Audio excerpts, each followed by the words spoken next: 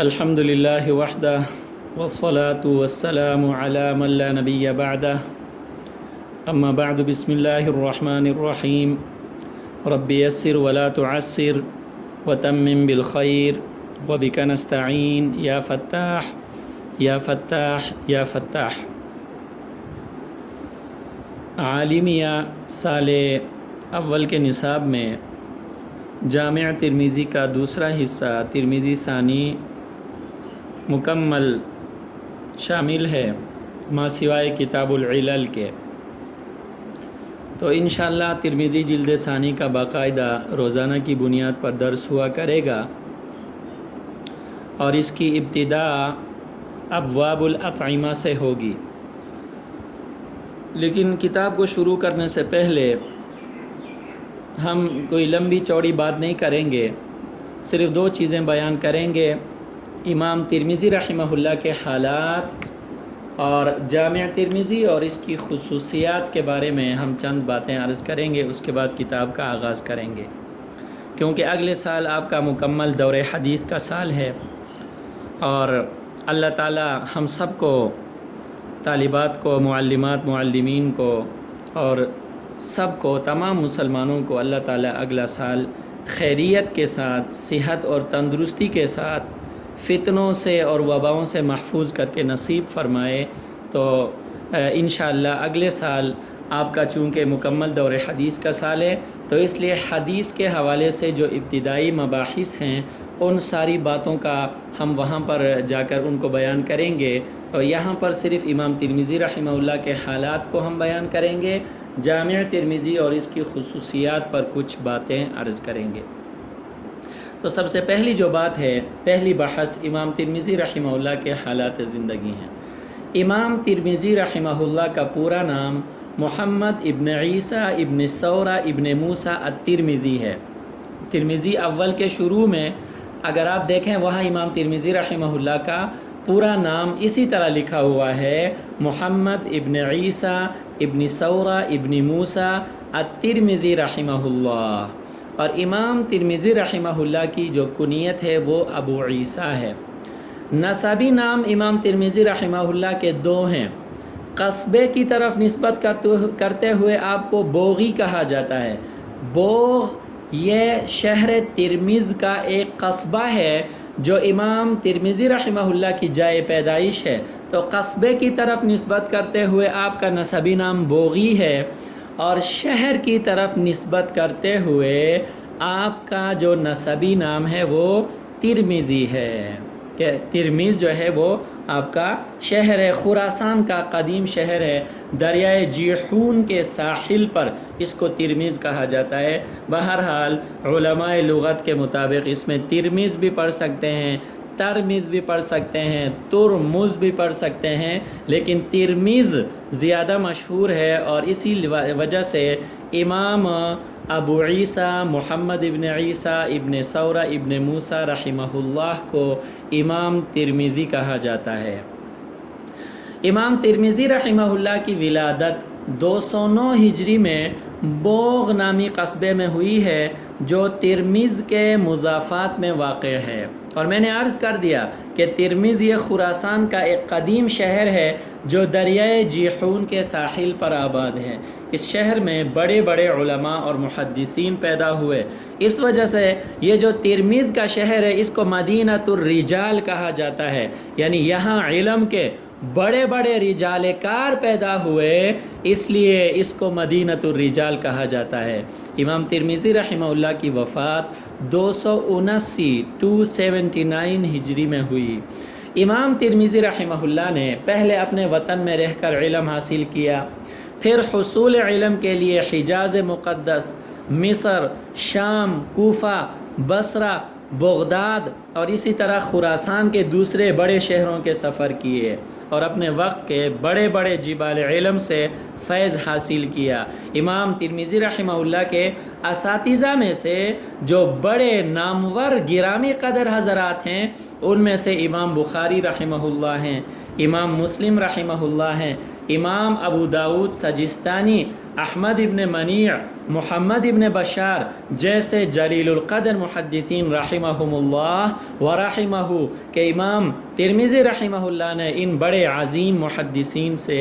علم حاصل کیا، اور امام ترمذی رحمہ اللہ کے اساتذہ بڑی آپ کو قدر کی نگاہ سے دیکھا کرتے تھے۔ خاص کر امام بخاری رحمہ اللہ سے امام ترمذی رحمہ اللہ کا جتنا گہرا تعلق تھا، اسی طرح امام بخاری رحمہ اللہ کا بھی اپنے شاگرد امام ترمذی سے جو ہے نا وہ بڑا گہرا تعلق تھا۔ امام بخاری رحمہ اللہ بسا اوقات فرمایا کرتے تھے من انتفعت بک اکثر ممن انتفعت بی، کہ اے امام ترمذی شاگرد ہونے کی حیثیت سے آپ نے مجھ سے جو نفع حاصل کیا ہے، استاد ہونے کی حیثیت سے میں نے اس سے زیادہ نفع آپ سے حاصل کیا ہے۔ اب دیکھیں شاگرد کو استاد سے نفع حاصل ہوتا ہے کیونکہ وہ استاد سے جو ہے استفادہ کرتا ہے، مستفید ہوتا ہے، لیکن یہاں امام بخاری رحمہ اللہ فرماتے ہیں اپنے شاگرد امام ترمذی کو کہ آپ نے مجھ سے جو نفع حاصل کیا ہے وہ اس کے مقابلے میں کم ہے جو نفع میں نے آپ سے حاصل کیا ہے۔ اچھا، اس کی کئی وجوہات علماء نے بیان فرمائی ہیں، لیکن یہاں پر ہم اس کو بیان نہیں کریں گے۔ بہرحال یہ ایک امام بخاری رحمہ اللہ کا یہ ایک جملہ ہی امام ترمذی رحمہ اللہ کی فضیلت کے لیے اور علم حدیث میں ان کی عبقری شخصیت کو واضح کرنے کے لیے کافی ہے۔ اور دوسرے نمبر پر امام ترمذی رحمہ اللہ کو یہ شرف بھی حاصل ہے کہ بعض احادیث میں وہ اپنے شیخ امام بخاری رحمہ اللہ کے استاد ہیں۔ یہ بڑا ایک عجیب کام ہے کہ ترمذی رحمہ اللہ ویسے تو امام بخاری رحمہ اللہ کے شاگرد ہیں، لیکن بعض احادیث میں امام ترمذی اپنے استاد امام بخاری رحمہ اللہ کے بھی وہ استاد ہیں۔ چنانچہ چند احادیث خود امام بخاری رحمہ اللہ نے اپنے شاگرد امام ترمذی سے سنی ہیں۔ امام ترمذی رحمہ اللہ کا حافظہ نہایت تیز تھا، اور جو بات آپ سن لیتے وہ فوراً آپ کے ذہن میں نقش ہو جاتی۔ اور امام ترمذی رحمہ اللہ کی آپ کی جو زندگی تھی وہ نہایت زاہدانہ زندگی آپ گزارا کرتے تھے، زہد و تقوی میں اتنے مشہور تھے کہ خوف خدا میں ہر وقت رونے کی وجہ سے، گریہ و زاری کرنے کی وجہ سے آخری عمر میں آپ کی بینائی بھی جاتی رہی، اتنا اللہ کا خوف اس عظیم محدث کے اندر تھا۔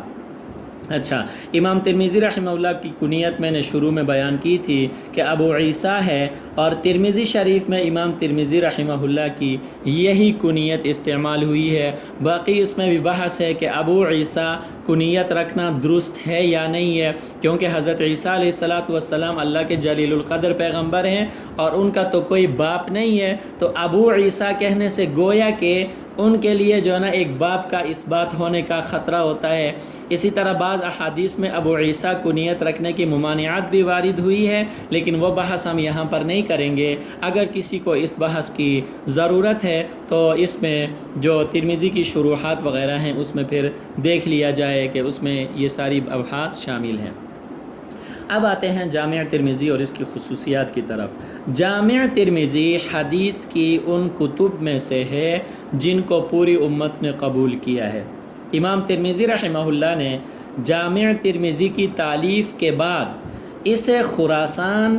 حجاز، مصر اور شام کے کبار علماء کے سامنے پیش کیا۔ جب ان تمام علماء نے اسے پسند کیا تو پھر امام ترمذی رحمہ اللہ نے اس کی عمومی اشاعت فرمائی، اور اس کتاب کی بعض ایسی خصوصیات بھی ہیں جو دوسری کتب سے اس کو ممتاز کرتی ہیں۔ ان خصوصیات میں سے بہت ساروں کو علماء نے لکھا ہے، لیکن ان میں سے صرف 10 خصوصیات کو ہم یہاں پر لکھیں گے۔ ترمذی شریف کی جو پہلی خصوصیت ہے وہ یہ ہے کہ یہ کتاب جامع بھی ہے اور سنن بھی ہے۔ جامع بھی ہے اور سنن بھی ہے۔ جامع اس لحاظ سے ہے کہ اس میں 8 قسم کے مضامین کا بیان ہوا ہے۔ حدیث کی جو کتب ہیں ان کی ہم تقسیم انشاءاللہ اگلے سال بیان کریں گے، اس میں یہ ساری قسمیں آئیں گی۔ بہرحال جامع حدیث کی اس کتاب کو کہا جاتا ہے کہ جس میں 8 قسم کے مضامین کا بیان ہوتا ہے، اس میں عقائد کا بیان ہوتا ہے، اس میں تفسیر کا بیان ہوتا ہے، احکام کا بیان ہوتا ہے، سیر کا بیان ہوتا ہے، آداب کا بیان ہوتا ہے، اس میں